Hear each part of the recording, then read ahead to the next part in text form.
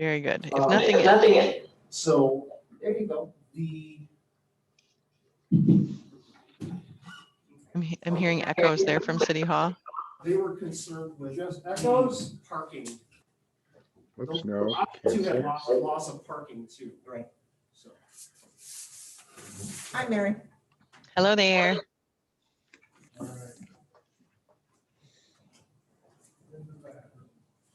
Maybe Tony muted something, so we don't have an echo there. Well, I was talking in the back of the room, so that was probably what, I wasn't being quiet.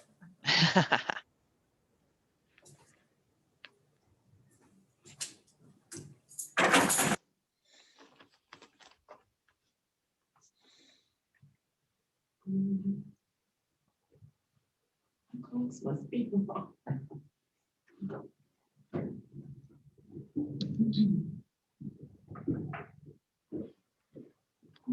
Oh, and then Emily, we were chatting before. Melissa is now on there, and she's the one who's in the Hawks building now.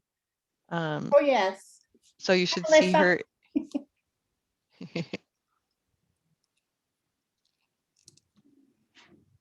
How do you like your new digs, Melissa? Love them. Love it.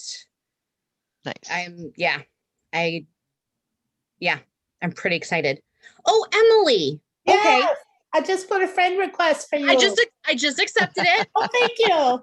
Because I was like, wait a second, this name looks familiar. And I was like, yep, that's her. So then, but then when I saw your picture, now I know the whole picture of who you I'm are. a Merry Mermaid. Yes, I love it. That's when I work for I'm a board member for a nonprofit that works in ocean conservation. Uh-huh. And Serena is my your mermaid name. is my I love it. So that's my email and everything for them. That's how everybody knows me. Awesome.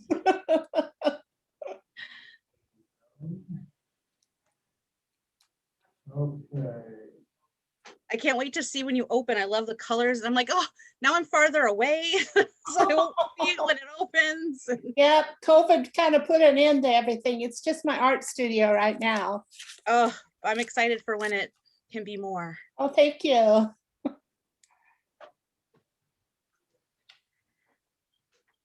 Hey, Roger. Hey.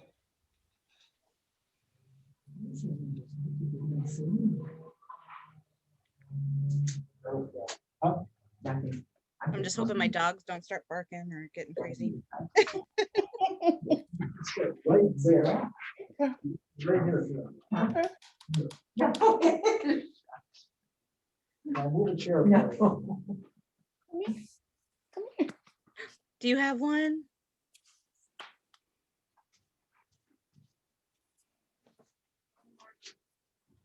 Come here, kitty.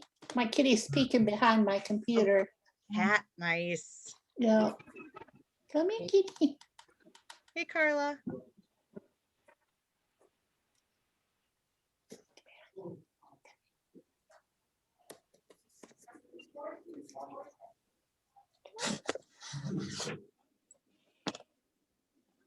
So I had to cut a hole through the side of all those bushes. Hi, Carla. The others, this Oh, side good. of Is that the garden to Jen? Get that wood out of the Yep. bush. Oh, did you? Yeah. So it's a new deer trail. Okay, I've got it on now. We I've can got, we can hear you, Carla. I have a feeling she can't hear us. I've got it on, but I can't hear anything. Yep.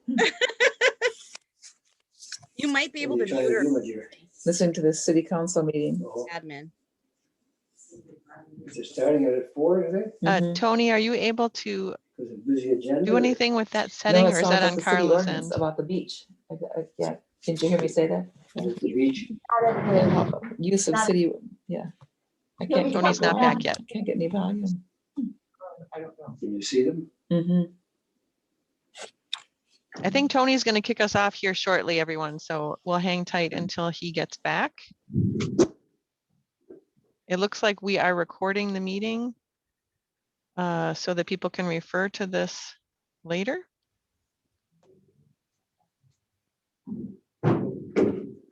Okay.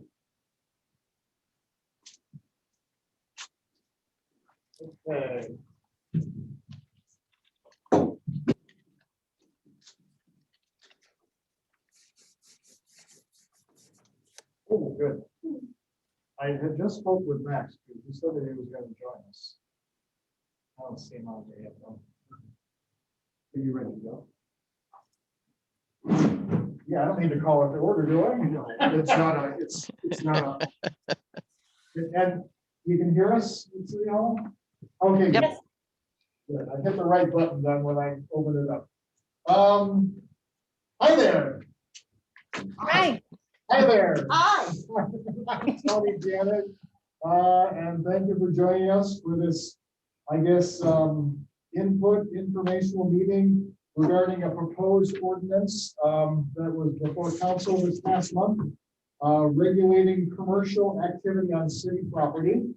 I guess as a introduction, last July, the city approved a specific commercial ordinance for non-motorized vehicles, use of city beaches. We had a outfitter come to town and we needed to take some regulation over how that how things were occurring down at the beach. So that was the start of this.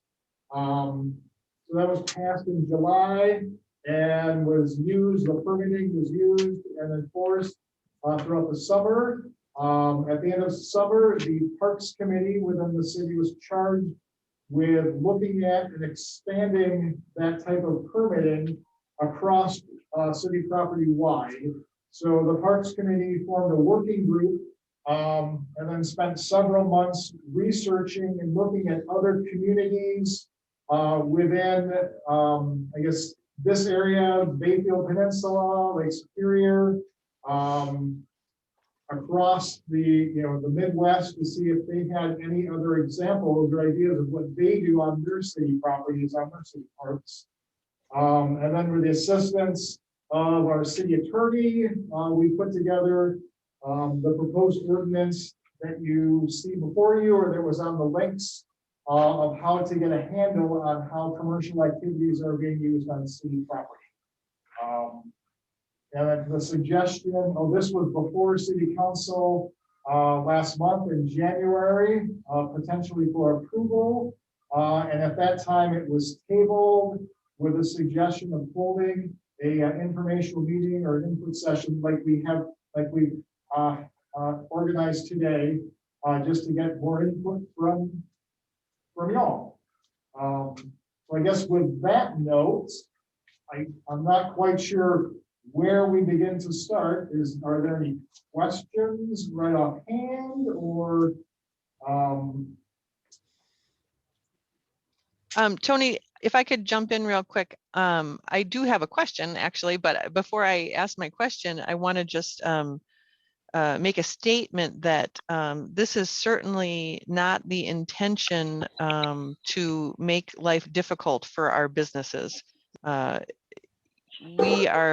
We are trying to address a situation where we have some control over businesses that are operating, utilizing city property. And in doing so, it just gets really complicated.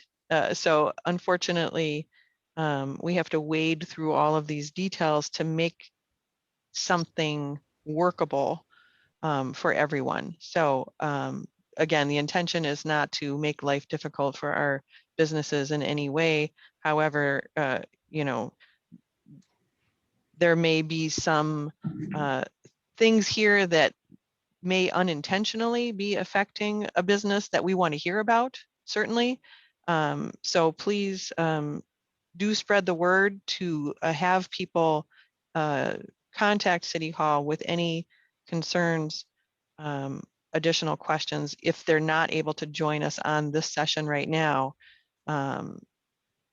we want to hear all of the input that we can ahead of time so we can come out with a good product and one that works for everyone. My question, as I was going through this, I was trying to figure out, and maybe it says this somewhere that I'm missing, but do we have, does this deal with vendor permits during an event, or is that a separate thing? And Would vendors need a permit during an event? you say? Like Brownstone days? yeah, are they, would a vendor, is a vendor considered a direct seller, or is that a specific type of thing that goes along with an event permit? And maybe Mary can address that, Go ahead, Sal. or Scott.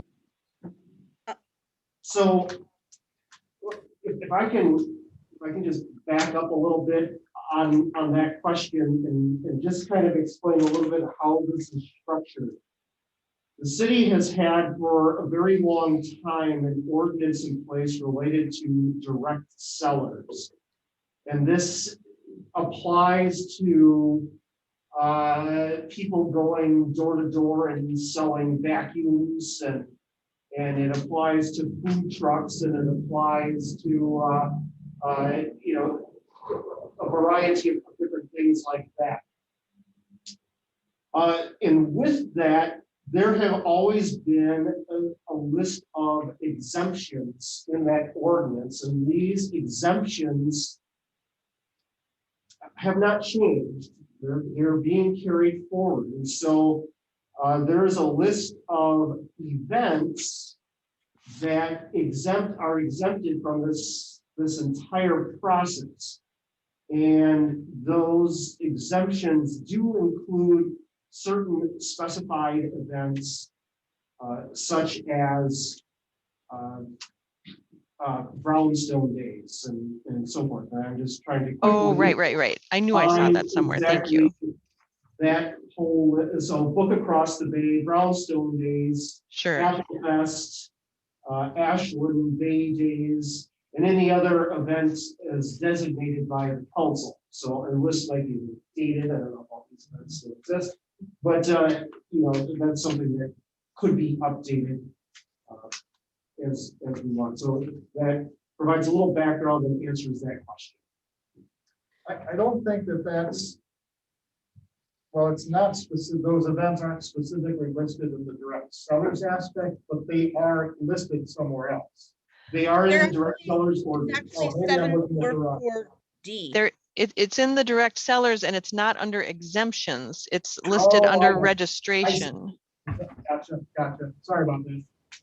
So 744D, D. and to me, it looks like, I guess I'm confused about that, whether they would require, is registration different than? Correct. So how this has been applied is that for these events, the city has not registered or done the background checks or any of those things for those particular events. That the registration for that has been handled historically by the Chamber of Commerce. And if I can chime in here, I just talked with Tony about some of these issues, not necessarily this, but in the proposed ordinance, the exemptions, the new sub 14 relating to any other organization that has separate agreement with the city, I think we expand that to separate recreational agreement or other vendors that are associated with a permitted activity or other registered activity. So that makes it clear that if you're otherwise registered with the city for doing the event that you're doing, then you don't need to pay this additional fee and go through this additional permitting process. The one example that Tony and I discussed was a photographer at a wedding. That wedding is a permitted event on the city property. They applied for a permit. The wedding photographer, although they are a vendor providing services on the city property, wouldn't need to apply for this additional permit because they're associated with that other permitted event. Okay, so same thing would go for like a food vendor at Brownstone Days. Yes. Okay, excellent. Thank you. And I'll make that exemption 14 or add another exemption or something that makes that much more clear. Excellent. Would that also, Max, include like event rental people. Yes, I think the intent of this, and correct me if I'm wrong, Scott and Tony, is to not require additional licensing or permitting for anyone associated with any of the big Washburn events. What do you mean by event rental people, Melissa? Do you mean like people renting out tents and chairs Yes, and things? so. But they have a permanent location. No, so not in Washburn. And according to this, it's that they're only exempt if they have a Washburn address. So for example, Ashland Event Rentals, they put up tents and chairs, for example, on city property down by Harborview Event Center. So he was concerned that they were going to have to start getting permits to do the weddings and such.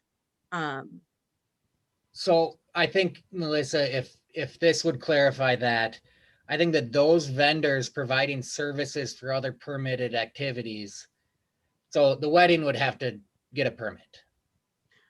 Okay, So vendors providing services for that wedding wouldn't have to get an additional permit. okay. And if that's what I'm gonna make it, that's not clear in this. I agree. That's Okay, not clear. in and this if it's run through, say, the Harborview or the Harborview Event Center, they wouldn't need a permit for the wedding because they're a business. They with wouldn't need a a permit. brick and mortar. They would not need a permit to do the wedding in their facility there, but if they're going out and using the city property between the Harborview and the lake, then they Yep. should have a permit for that. The Harborview should have a permit for that, or the person in the wedding, and then the rental company would fall within the scope of that wedding permit. Gotcha. Okay. Is that, and I would appreciate Scott and Tony's input on that, if I'm wrong. So currently, how we have handled that situation would be like we consider that property to basically be a park, and so that's basically a park rental. So I guess we would just need to clarify, are we doing a park rental or are we doing this permit process on that? So. In my opinion, there is that would be a park rental. And the providing of services for that park rental would be incorporated with the park rental. I'm trying to figure out where it says Washburn address for the brick and mortar. I thought it just said a business that has a permanent address is exempt. Not certain location that is not within a building or structure for which a certificate of occupancy is required by the city. That's section 742 sub I. Oh, and that's a new one? Yep. So let me throw this at you, and just because this is what I'm interested in, is we use our nonprofit, our 501c3 nonprofit uses the Harborview for some of our events, and it's the bike club, and so we would be using the city property, and we do in all regards in many different times and places. And as I read the revisions, we would be exempt for the most part. But then if we're doing it with Harborview, are we still exempt, or does Harborview need a permit? You're saying, would they need a permit for your event? Right, because we're a nonprofit, but they aren't. So. What are you doing, Roger? I got some. Well, So you're talking about like book across or bike across the Bike bay, across that the kind of thing? That's one example, yes. That'd just be the best example. Might be other things. We use the coal dock a lot for staging rides and things, but I think it's pretty clear that we're exempt, except for notification, sort of under section C there, 444C. But So your question is what exactly? well, my question is, is that if we're doing an event with the Harborview, does Harborview need a permit for that event? You're doing the event at the Harborview, or they're doing the event? Well, we're doing the event at the Harborview. Okay. Are you talking Mhm. about you're accessing city property for your event? We are, yeah, we're always going to use city property and almost inevitably. And you have that permit already, you're in your situation that you're No, saying? no, we won't have a permit because we don't need one. Oh, got it. Under this revision, we're a 501c3 nonprofit, so we won't need a permit. I'm pretty sure I read that correctly. That And green so- space that's right in between the harbor view and the lake is city property. So they cross that and use that as their starting point or return point. So they're using city property during their Sure. event. But he's So saying what- they're exempt, and why would right. the Harbor View need a permit? What for? Because they're they work together in conjunction for this event. As far as Roger, what I think Max said about the 742I, I think where it says that, you know, that they have a location within a building or structure, I think that exempts them. Except Yeah. it goes back to that whole wedding thing where it's like, that's if the business is being done inside the building. So that's where that Or clarification. on their property? Or on their property. So I think he said Okay, he. I was just gonna- wanted to make sure, that's what I heard as well. I just wanted to make sure that there wasn't a catch-22 there of some sort. There might be other circumstances where we'd be working with the Harbor View.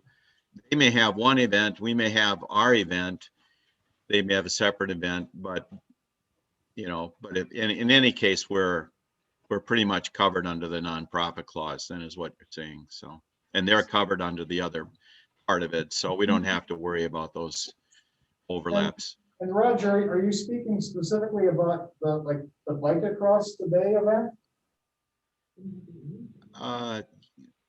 That was an example. There might be other things that we do that with other partners, because, you know, we partner up with a lot of people, and we may also have vendors, and we also may do, you know, as a nonprofit, we don't do sales really, but we have items for donations and giveaway items. And I mean, just reading through the ordinance, it seems kind of, you know, I understand the need to make an ordinance strict because, you know, you only want to really enforce an ordinance if it's the worst case example, and then you need it to be strict so you can enforce it.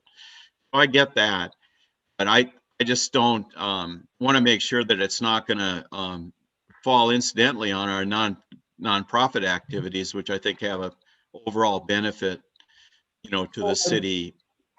Again, referring back to number 14 within the exemptions, any other organization that has a separate recreational agreement with the city of Washburn.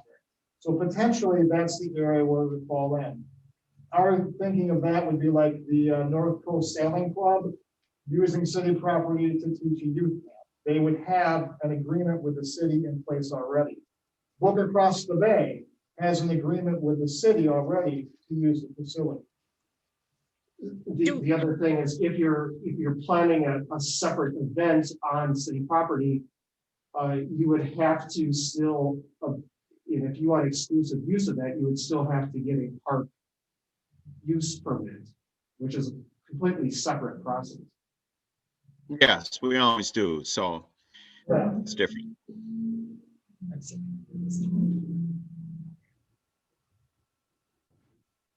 Jen is raising her hand, but you're muted. Well, and I hope you can hear me okay. I think this was the complicated, so I'm Jen Messias, and I was on the committee with the Parks Committee trying to figure this out, right? And, you know, Roger, you're spot on with some of your questions. And a lot of these things were the things that we discussed. You know, the Harborview Event Center is kind of a special, interesting place because if folks know, the majority of their property is actually city property because of the walking trail and that buffer that comes right up. So pretty much any of their outdoor weddings is actually on city property. I think that's something that probably Tony and Scott, we really need to maybe talk to them a little bit about specifically because it could change the way that they do their business a little bit, or maybe they can get a permit with the city in a different way so that they don't have to keep coming back to the city for every wedding because they will have issues. And, you know, as you talked about, Roger, sometimes your events spill over into city property in front of Harborview Event Center.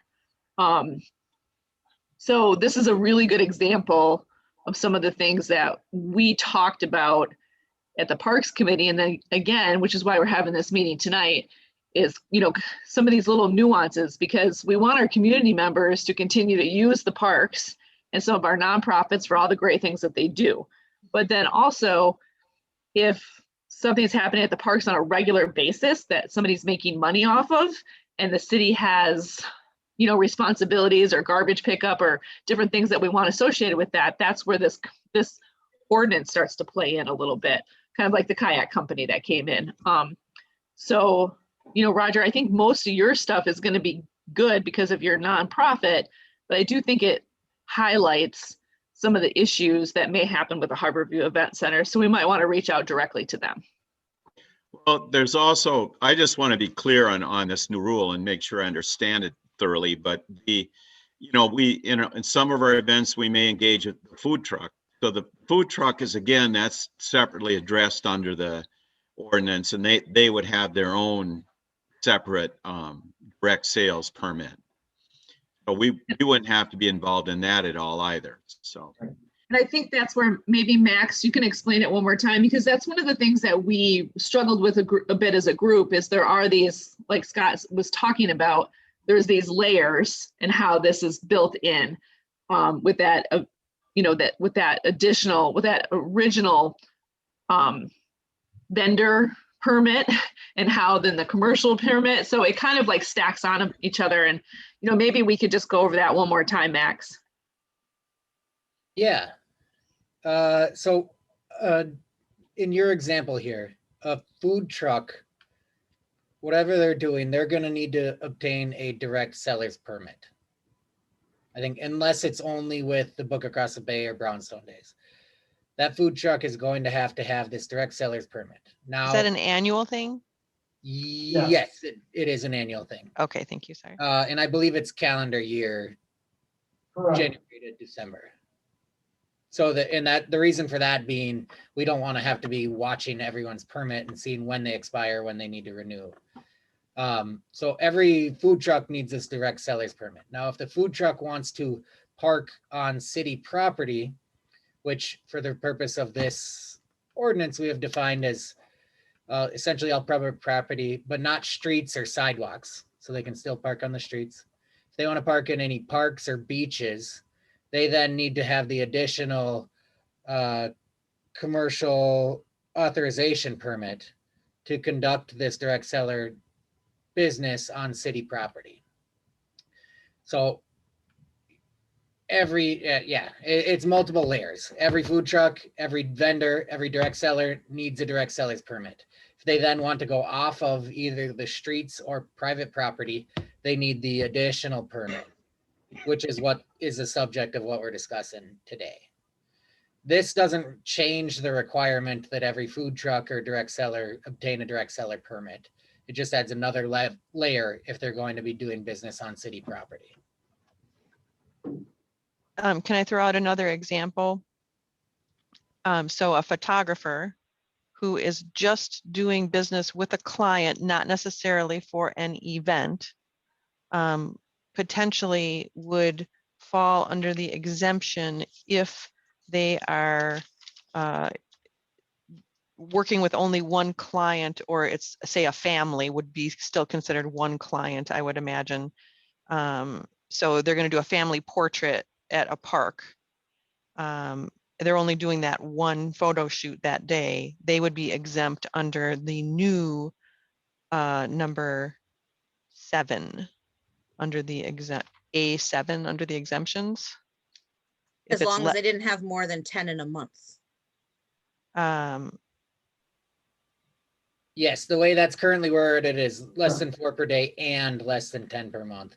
And I know that those numbers are ones that I had just proposed based on discussions and trying to get to some consensus here.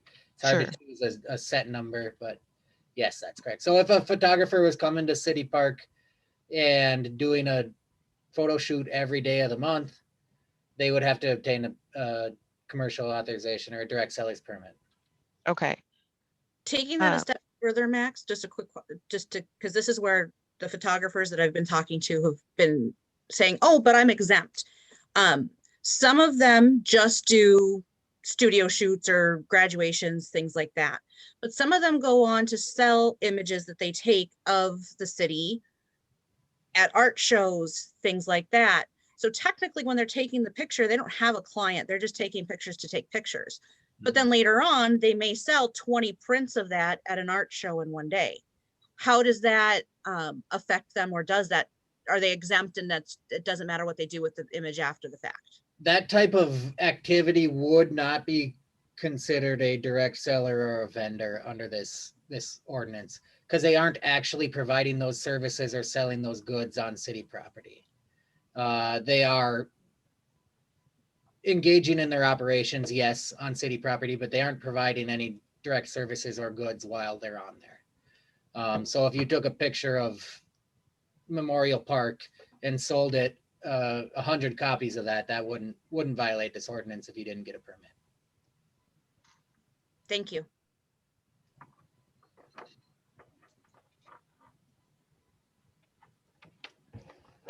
I have a question about craft shows in City Park. So would the organizer get a park use permit, and then the vendors that sold there would go under that permit, or do the vendors each have to have a permit? So if this were something like, what's a Like one- Dandelion Days? or- Dandelion Days, yes, I was Yeah, thinking yeah. Daffodil Days, but Dandelion Days, yes, there's a separate permit for Dandelion Days. And that's where I said at the start that I'm gonna clarify that exemption 14 to really make certain that anyone, that Dandelion Days has their permit, and anyone as acting as a vendor in that event wouldn't need to obtain a separate permit. Perfect. Okay, thank you. Whoever Galaxy Note is, they have their hand raised. Yeah, so what constitutes a family? If we're talking about the photographer instance? And how large can a family be? I would say there, it's hard to determine that at once, but if it's one paying group, right, one client. one client, then that's. So as long as they all paid as one group, that's a family? And you just got to keep it less than 4 to be exempt, right? It's hard to answer that question exactly right now. I would say those are difficult hypothetical questions to answer. We don't have. But it's a good question. We don't have a definition of what that is. Well, let's say a fishing charter was coming up and they've got people who are not related, like an ice fishing charter, but they signed up as one group and they're coming up this weekend, or how soon does this ordinance take effect? It wouldn't be this weekend. This is, to be effective, it still has to go back to the full city council and get approved, and then. Is this published. considered an emergency ordinance, an emergency addendum? No. No, okay. And Max, when you said engaging in their activities, they were okay as long as their actual, selling didn't take place on the property. I guess it would be interesting to get some clarification on that as well. So what does engaging in their activities mean? Would that be people parking their cars and walking to the activity, which if the activity takes place outside of the city jurisdiction, but people have to park on the city streets to get there, then what's the interpretation there? So I do recognize and believe I understand who you are in this proposed ordinance, and the definition of vendor does clarify here that the term applies to businesses that utilize city property for access to Lake Superior. And are public streets going to be considered city property in this ordinance? The definition there in 7242J, you can read that. It speaks for itself, I believe. Yeah, it says that city streets are not considered city property in this ordinance, correct? Yes. Okay, and let's see here. When you talk about the activity, what's going to be your definition of activity? Is that people traveling to an activity, or the beginning of the commercial activity taking place? I can't answer that for you right now based on that vague hypothetical. Well, you answered it for the photographer question, right?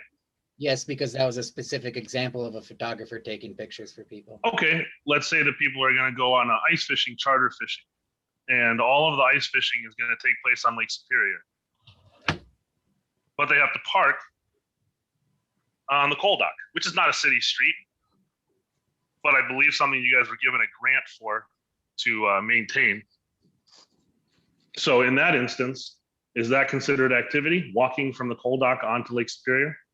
Yes, I think that this makes clear, again, like I said, in that subsection I of section 742, that this term applies to businesses that utilize city property for access to Lake Superior.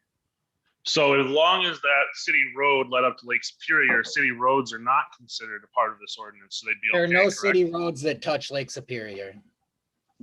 What about the one where the pump house is?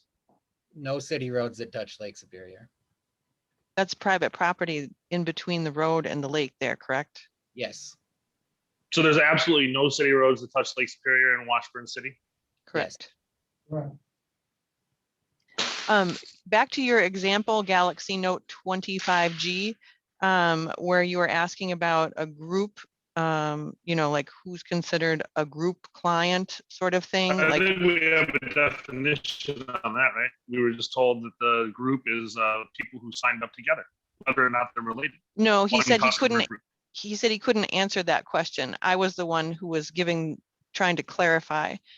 So what I'm going to ask you is, back to that theoretical situation, say it's a group that's having a reunion, so there's 10 people coming together to go out ice fishing. So is that counted as one client, or is it counted as 10? And it's going to, I don't know how that gets defined, but it depends on how the person charges the group potentially. I don't know. I'm just trying to think through the different scenarios there. If the ice fisherman is charging by the person, then you're at 10 clients. And I'll tell you, the way that this is worded right now is less than 4 people, customers, or businesses. So the way that this is worded, that family would not be exempt if it's 10, a group of 10 people. If we want to consider that, we can.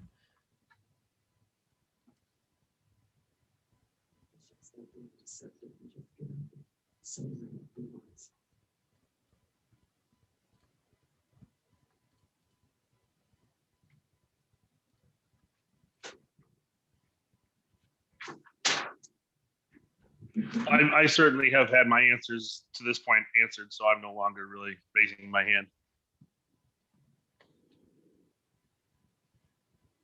Okay. Thank you. Any other questions or comments? Do we have any ice fishermen on the call? That's definitely a group that has had some concerns. Fisherman, Okay, I know that there have been some concerns. Galaxy Note 20. Okay. From that. Is that funny? That you were calling yourself Galaxy Note 20 again. Yes, it was a little funny to me. Sorry. Okay. I wasn't sure if you were trying to be funny there, but so I just want to make sure that those concerns are really flushed out here, and so that they can be addressed. Like I said, our goal is not to make life difficult for people who are utilizing our recreational assets here. We just want to be able to have everyone, acknowledge that there needs to be some semblance of rules to businesses that are utilizing city property. So did you or does anyone else have any other scenarios that they know of that that we need to address here still, as far as questions about that particular item of the less than 4 people, customers or businesses per day, less than 10 per month? Do those numbers need to be adjusted? What are people's thoughts on that?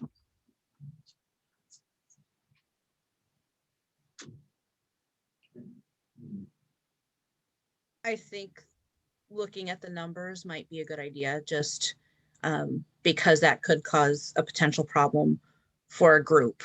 You know, there's a lot of families around here that are definitely more than 4. So if you're saying, you know, that a family constitutes everybody with the same last name, you know, my family would be 2. You know, it's however you define it. So maybe something more like half dozen and a dozen. So no more than 6 customers, no more than a dozen a month might make a more workable scenario for some. Just a thought. So this exemption, just to clarify,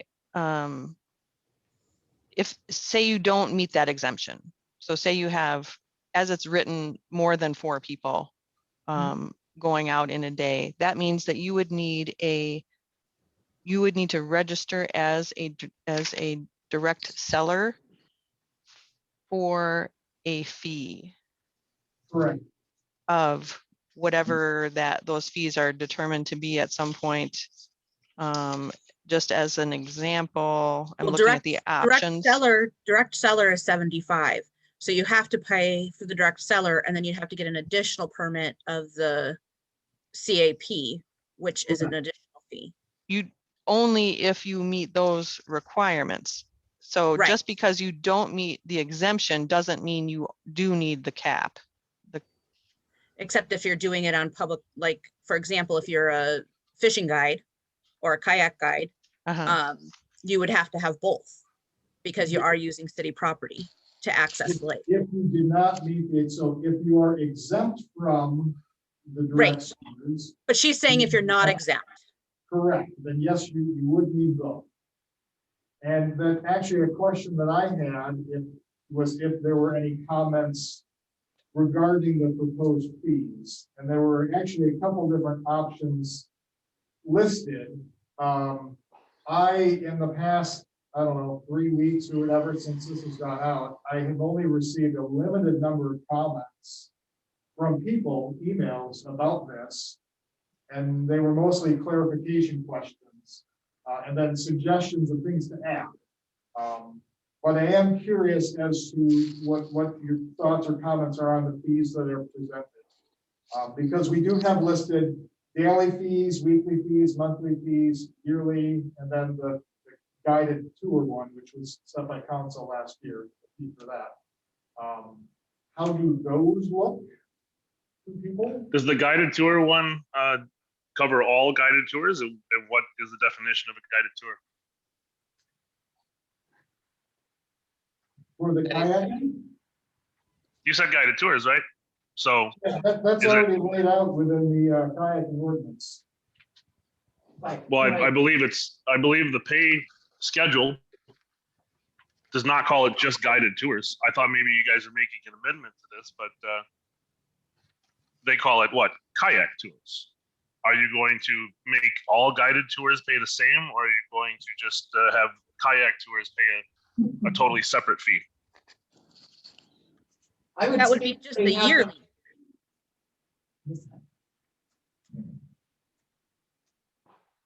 I would speak on behalf of myself on council. One of the notes that I made here is we have limited ourselves to kayak tours. I intend to bring forward any tour, including ice tours. And I think the schedule says So that. then what are you going to use as the definition of a tour? If someone's walking somebody's dog for money, is that a guided tour of the dog? I think for me, I'd like to say, would you just clearly state exactly what you're after in the question instead of like vague recollection? Anybody? I'm after answers. I'd like to hear answers that you have. So I'm asking Well, questions. I'd like a real question, please. A person. That's a real walking question. dog. If someone were to be walking a dog for money, is that going to be considered commercial activity? That's not They would- considered a tour. We can answer that question. And they And- would be exempt because it's not a The person. client. Okay, let's replace dog with kids. If someone's gonna be babysitting some kids and they're accessing public property, is that going to be considered something that's a guided tour? Or because they're children, they're going to be exempted? They're not charging the children for a tour. So it's, as long as the person that's on the tour doesn't pay for it, as long as somebody else pays for that, then it's not considered a tour? No, that's not what No. I'm saying. And we're not here to consider any of these. We will consider any legitimate hypotheticals. We're not. You're here for gonna public consider comment, right? Whether a walking a You put a dog, request out for public comment, and now you're asking me not to make public comments, is that correct? no. And I understand that you're recording this and that you're making a record of all this. So we're not going to, walking a dog is not a guided tour, to answer your question.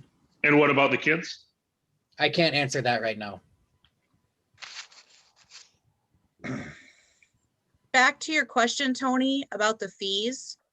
I had a question in the original direct seller's permit on 744 subsection C subsection 3.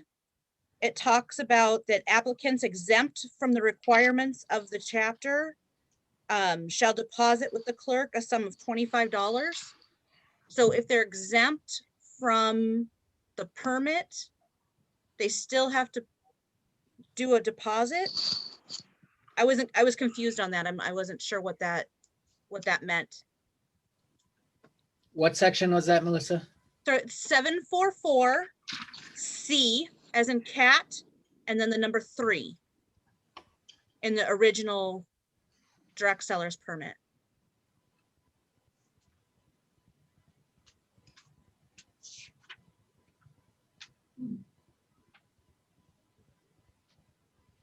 Oh, I had that circled too, Melissa. I just had a big question mark because I just didn't get it. Mhm. I read it several times and I wasn't sure what that meant. So it's saying that if you're exempt, you still have to give a deposit, which would be refunded. And I will be honest here, I didn't notice that requirement there, and I'll ask Scott and Tony, have we ever had exempt entities applying and giving deposits? So what I believe that this is when we have these large events and we still have all these events still do the park rental. I believe that is what that is referring to when we do the park rental, is there's a $25 fee and there's a $25 deposit for the use of the facility. And I believe that's what that is referring to.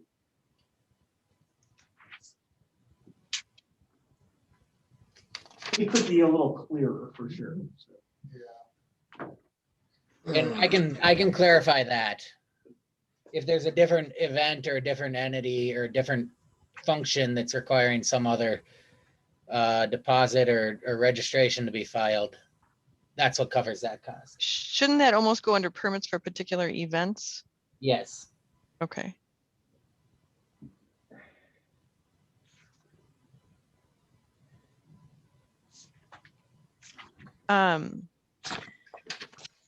And then there was also, they kept talking about a section 131, a fee schedule, Mhm. but that wasn't included in any of this documentation. So that's where I can point you there. The proposals in the packet on the last page for the application for a commercial authorization permit. All of those options available for fee schedule that were there. Yeah. Those would be incorporated into that 133, the fee schedule. Okay, so nothing else on 131 needs to be looked at. None of the other fees on that apply to any of this. Just the direct seller's permit, I believe, is in there as well. Okay, But that's not being proposed to change at all. okay. Well, they said it's going from 50 to 75. Yeah, I think So that is, Scott and Tony, that has already happened, correct? Yeah, that's already happened. Correct. That's Okay, already so been 30 approved. That's not any part of this. Okay, okay. So then, when it came to fees, continuing with the fees, there was a section in that fee schedule that you just mentioned, Max, where it gives those two options, where it has the daily, weekly, monthly, yearly, and then the kayak, and then there's one that has the same thing, but it's non-waterfront parks and waterfront parks. In between that, there's a section talking about if they complete the annual report, and their gross receipts don't exceed twice the value of the permit, they could get a refund and such. Doing the math, that almost seems like it shouldn't even be there, because if you're, for example, say you're a guided kayak tour, twice the amount of the permit is $750 if you don't count the direct seller's permit that you already have to have in addition. So you're speaking like $1,500, and they'd have to make, they couldn't make more than $1,500 to either get a half of a refund or get a reduced waiver for the next year. It's almost unrealistic that anybody would end up meeting those requirements to get some of their money back. So that, and again, these are, the fee schedule is nothing that's set. These are just potential options here. Obviously, they aren't all consistent. That double asterisk part was put in there. I'll tell you the specific situation that was considering is individuals who have, I don't know if it's CrossFit or some type of Zumba, I get yoga, it. Yep. Zumba in the park, and they charge $5.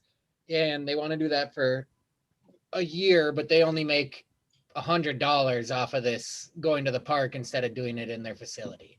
That's the type of entity and the type of activity that this was concerned about, not a kayak tour. Yeah, and I did the math for that too, and it still doesn't work out to being helpful. So unless there's a different, I don't know if it's instead of gross, it's net, I don't know, but just to bring that to attention, that it might not be even worth including that, because nobody would ever really make that or meet those requirements. And Max, how would this pertain to entities that provide like a virtual good? Like if you sold something online and then you just have a free event, is that still going to affect an entity like that? Not a registered 501(c)(3), but also not commercial activity in the sense that they're just having a get together, but maybe perhaps the customer has previously bought something from them online. Is that going to affect businesses like that? I can't answer that question. I don't know what you're talking about. Your free event. Well, let's say I'll give you an exact example and see if you can answer that. So someone buys a sweatshirt online from a business, and then later that business sends out an email that says all of our customers can come to a free picnic, and it's going to be on city property. It's free. They didn't charge anything for that. Will they be on the fee schedule? I am uncertain of that. We don't have an answer to that right now. And actually, I just want to chime in with if anyone plans an event like that for a group on city property, they actually can't count on being able to do that at a reserved spot unless they reserve it through the city, like reserving a pavilion kind of a thing where no one else can use that pavilion because you've paid to reserve it. Well, what about in the instance of showing just up in the park? Lake Superior? So free event, just asking for access to Lake Superior. That I don't know. I was just trying to You don't clarify know- You don't know if you're going to clarify. charge people for free events to access Lake Superior? I don't know. We're not going to entertain these hypotheticals on. It's not a hypothetical, right? I gave you a very clear instance of what I'm talking about. I don't see why you're answering everyone else's questions, but not mine. We are not here today to provide all the answers. We're here to listen to the questions and talk through some of these scenarios that are easy to answer quickly. You can pose any question that you want, but we're not guaranteeing that we're going to have an answer for you today. This is a work in progress. It's interesting that only my questions have been considered hypotheticals when everyone else has received an answer for their question. I don't think anyone has thought about these types of situations before. So Well, I guess you're lucky I'm here. yes, thank you so much for bringing this all to our attention. Oh, you're welcome. So Melissa, just to get back to your last question, do you think that there would be any other amounts or percentages that would better fit for this exemption if they end up not making money off of these? Honestly, I don't know off the top of my head. I just tried to look at, the largest number. And then again, I've been in those classes before, like I've been in those fitness classes before and know kind of how many people are there and what goes on. And so just based off events like that I've been to personally, and considering that like that person would probably have to get a yearly pass, which is like 500, and that most likely 6 months out of the year, they wouldn't be able to host outdoor physical activities. If they made, say, $50 a week, if they did one a week, they had 10 people at $5 a piece, that's $50 a week, that's $200 a month. So even within 6 months, they'd make way more than, $1,000. So it wouldn't, you know what I'm saying? So I honestly have not thought past, what would make sense, just that at this point, this really doesn't make sense to include, which Okay. again, it doesn't need to be included. I mean, it's a nice thought. Unless the fees are different, potentially. Right, exactly. And I appreciate the fact that you're trying to come up with something that could, make it easier for businesses and possibly exempt them in the future if they're not making, a lot of money off of using the city, like making thousands or millions of dollars off using city property. I appreciate that working for the little guy. I just haven't thought that through. I can add it to my list of things to try to think about, but that was just where I came with that. I guess. Sorry. I just guess my biggest thing with the fees was coming in as any business owner and saying, okay, if I have to get the direct seller's permit, that's $75. Then if I have to get a cap permit because I will be using city property, that's anywhere from an additional $30 to $750. And the costs increase with the idea of having to provide a copy of your certificate of insurance and include the city as a because you have to pay. Right, it doesn't cost you guys anything, but if I were to doesn't contact cost an insured any additional to listen and uninsured. no, but it they does do actually. Have to get, you do. You pay about $25 to get an additional insured and the certificate copy because the insurance company doesn't want to do anything more than what they already do. So that's an additional cost. So another $25 you're including. Plus, at the end of the year, the requirement of a annual what's it called? Annual report. Again, that's another, depending on if they have to have a CPA do it, or if they're small enough that they can do it themselves. That's again, another a possible additional cost that would be, that the business would have to take on. Again, I'm not saying, that should be, free business for everybody would be awesome, but it's not realistic. I get that. I just want to make sure that we're thinking about how everything that's being required might have an additional cost, even if it's not the city requiring the cost to these businesses. And then that's all I'm going to say about fees. One other thing to tag team on there. I don't know if anything has been considered or not about City of Washburn residents versus non-residents. City residents are already paying taxes that help support the infrastructure of maintaining the park's properties, whereas non-residents don't. Is that something that is at all in the mix here? Or has anyone heard anybody asking about that besides myself? I did have somebody say if I pay taxes that take care of the city parks, why do I have to pay an additional fee? I did hear that from one person. Is that something, Max, that you've run across in any of your ordinances that you've seen? No one has asked me to do that specifically. There are concerns and potential challenges with equal protection requirements. You can't treat people differently based solely upon where they are from. There are some exemptions and some allowable classifications when it comes to individuals who pay taxes or who have a certified a business address within the city and can otherwise show that they pay for the services that they're providing through taxes. Okay. May I comment on this? I don't have a direct answer on what we could or could not do right now. I can do some investigation and some research as to what we could do that would be compliant with constitutional restrictions on that, though. Okay. Max, may I comment on this? Hold on, Scott. It was Tony. I don't remember seeing that in any of the examples that we looked at and prepared this. It has not been in any examples of this type of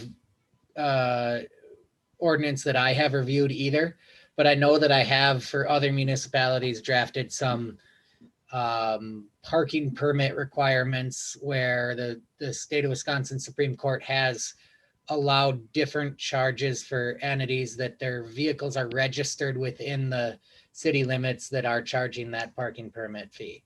So there are some ways and there are some very carefully crafted exemptions where taxpayers can get different treatment. But again, it's a Yeah, but this ordinance very is intended specific and for particular. business, not It's a- entities, not it- individuals. It's a And you're very, talking about restricting competition. And there's already been a judgment on this in Door County by Judge Ellers, where it's unconstitutional to restrict competition with a city ordinance. So is that what you're proposing doing? I'm not, Creating an opportunity for one person that other businesses don't have? no, I'm not proposing to violate the Constitution. It sounds like it. You've got a proposal in your proposed ordinance that is a violation of that Constitution. When you talk about any other organization that has a separate recreational use agreement with the city of Washburn, I would say a judge would consider that a restriction of competition. Okay, thank you for that input. You're welcome.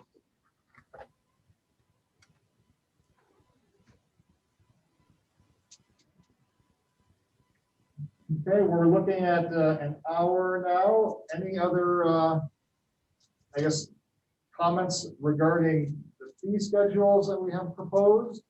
Or any other comments in general? Do you guys intend to recognize the tribal governments when you talk about educational institutions and nonprofits, or are you going to be ignoring their presence? If you need clarification so that this doesn't get, swept under the rug as a hypothetical, please let me know. Is a tribal government seeking to conduct business within the city of Washburn? No. You're going to exempt businesses, correct, in your proposed ordinance that are educational and nonprofit. So if a Red Cliff, let's say, or Bad River deems that they have a business on their reservation that is one of those two things, either educational or nonprofit, would you recognize that government's stance, or would you only recognize 5013 from the United States government? I guess I'm unfamiliar with any tax exempt status relating to tribal governments. So if those entities or those I'm not talking about tax exempt. You list them as educational in this new ordinance. So if you can So- provide me some specific examples of that, I would be happy to investigate that.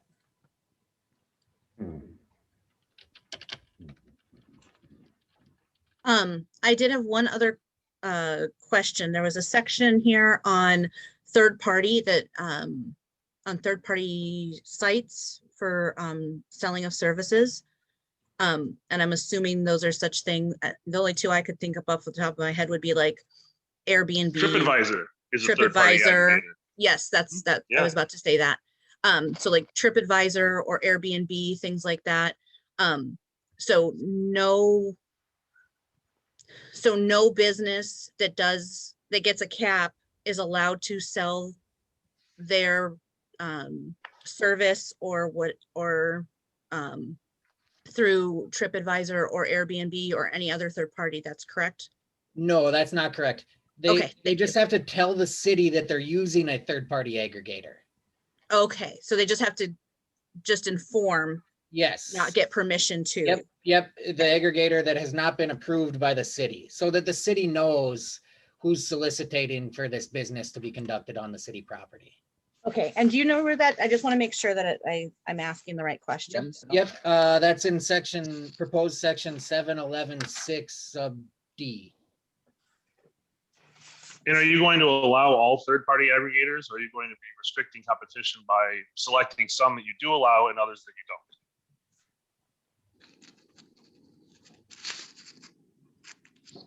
Pretty clear question there. Yeah,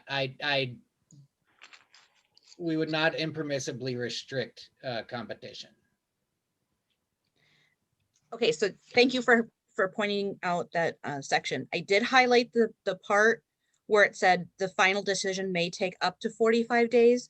So does that mean that, for example, if I am, doing an ice cave trip and I'm selling my stuff on TripAdvisor and I give you guys that information, I cannot conduct any of those trips until that final decision is made? Or is it, I just want to make sure that people understand that it could take up to 45 days. It could take, don't wait till January 1st to do this, because 45 days in could be the end of the season already.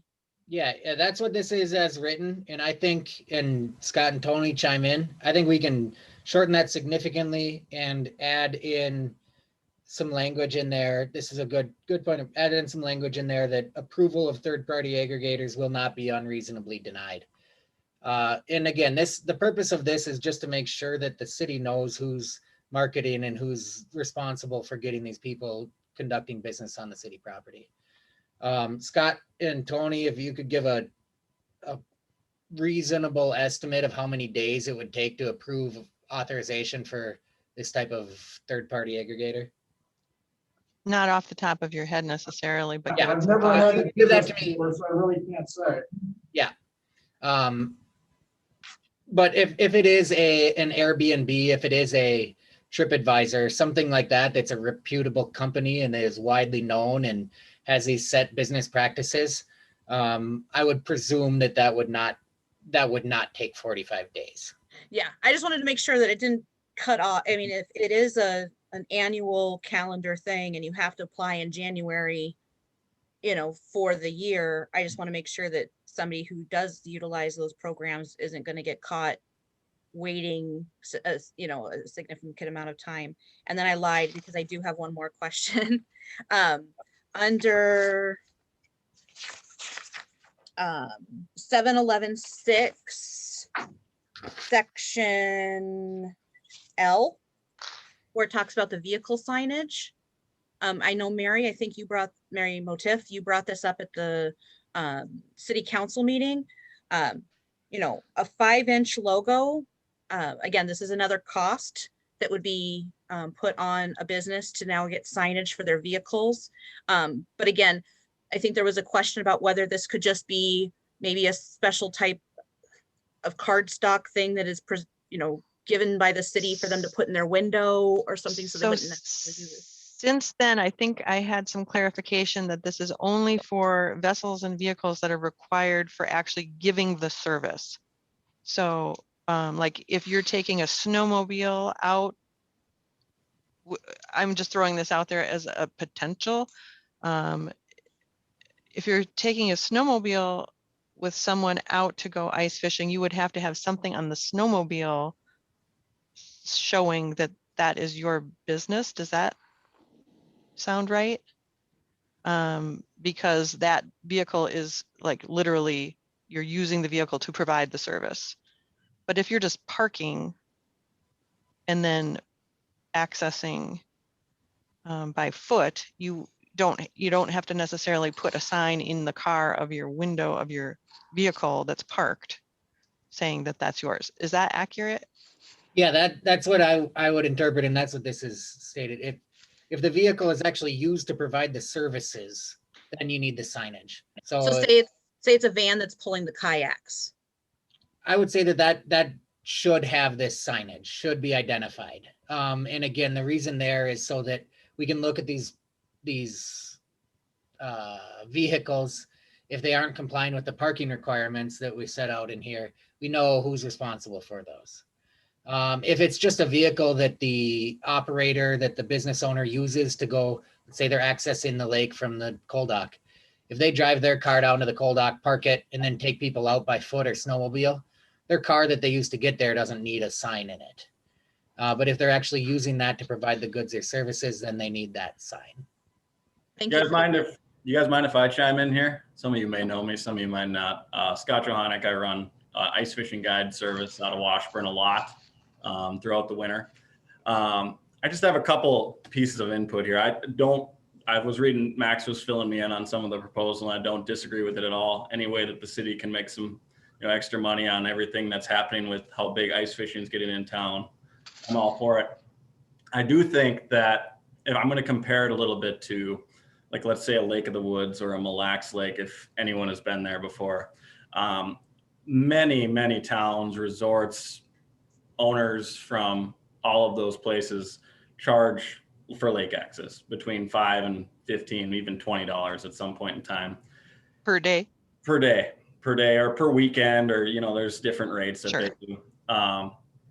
My input would be to, if I don't know where you would put it down by the coal dock, or if you could snag some of that county's land or whatever could happen, but if you were able to access a parking lot that were to create a really nice access to that coal dock beach or somewhere near there, and then that parking lot you had to pay $5 or $10 to park there, and whether you shut down the coal dock parking or whatever, and it wasn't just for people who were service or for people who were doing services, but for anyone, I think your income would be greater. I really do. I mean, if you look at all of I personally am a Minnesota resident now. I grew up in Washburn. Some of you know this, but I now reside in Duluth, and I teach fifth grade up here. That's my second job.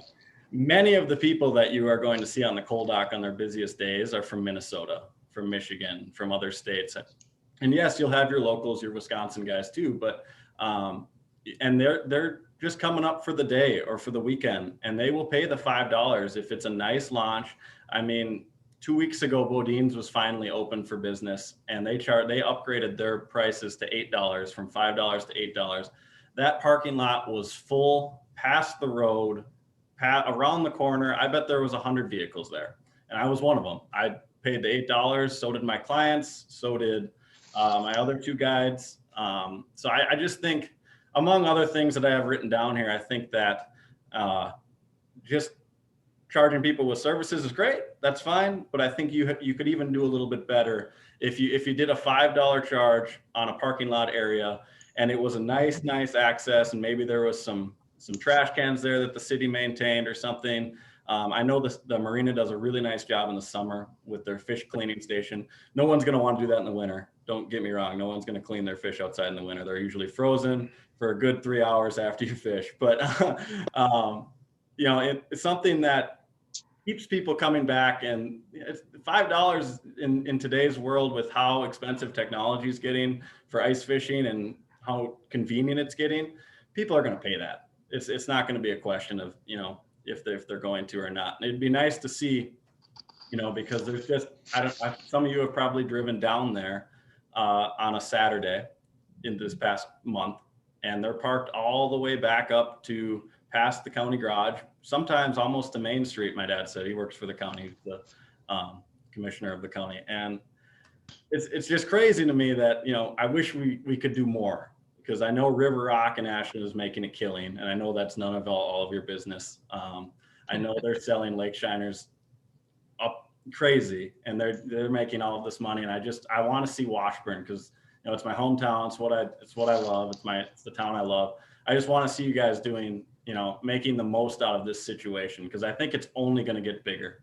Ice fishing is becoming so easy to do nowadays with all the technology and equipment out there, and people know about it now. It's going to turn into a Lake of the Woods / Mille Lacs kind of fishery, especially if, you know, hopefully our DNR continues to stock it and all of that, which I'm assuming they're going to, because they're out there every day with the fish checker checking everyone's catches. So sorry, I'll get off my soapbox, but that's just my 2 cents on the issue. Thank you, think very much appreciated. I agree with you 100%. And I think that if they did the exact same thing and maintained it in the summer, they could use it as a kayak launch also and do the same thing. And then it's not all on the businesses and the service providers. It's spread out amongst anybody who uses the facility. I agree with you 100%. Thanks, Melissa.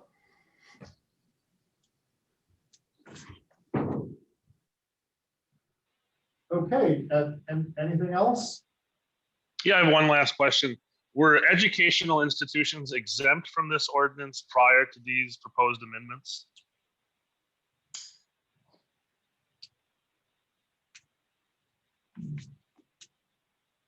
I'm trying to look at the first one. I don't think so. I think that's what it was, an added in the red. I agree with you. I'd like to hear you guys say it though. Max, could you weigh in on this? Were educational facilities, educational institutions exempt from this ordinance prior to these proposed amendments? So in 2020, the direct seller's permit, no. But this is a whole new approach to regulating things that hasn't been applied before.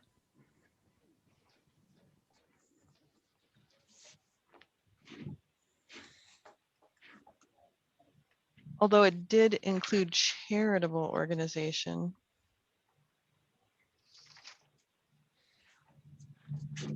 Which includes philanthropic, patriotic, eleemosynary, which apparently means charitable.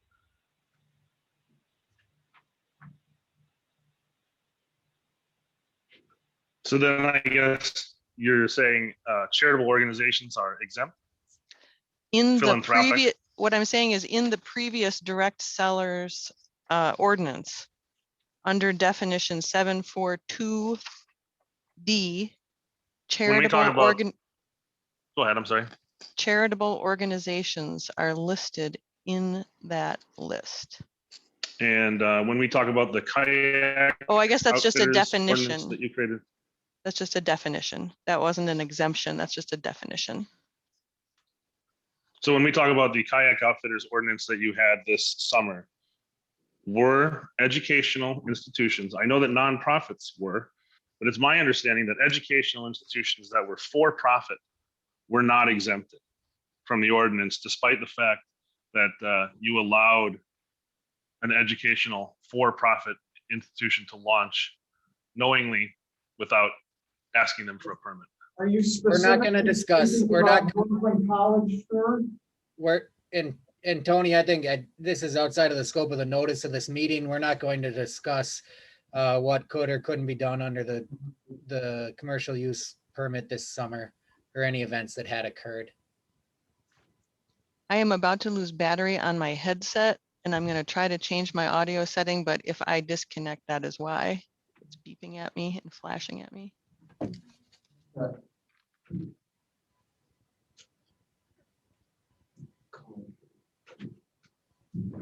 Okay. If you have any other further comments or questions, you can email them to me. My email address is ASSTADMIN, Assistant Administrator, at cityofwashburn.org. And I know that this is on the agenda for the council meeting next Monday on the 8th. But that does not mean that they will not be taking action at that date regarding this ordinance. Thank you for your comments and input. Have a wonderful evening. Thanks, And Tony. thanks again to the Parks and Rec Committee for putting all the work into this and for everybody's time tonight.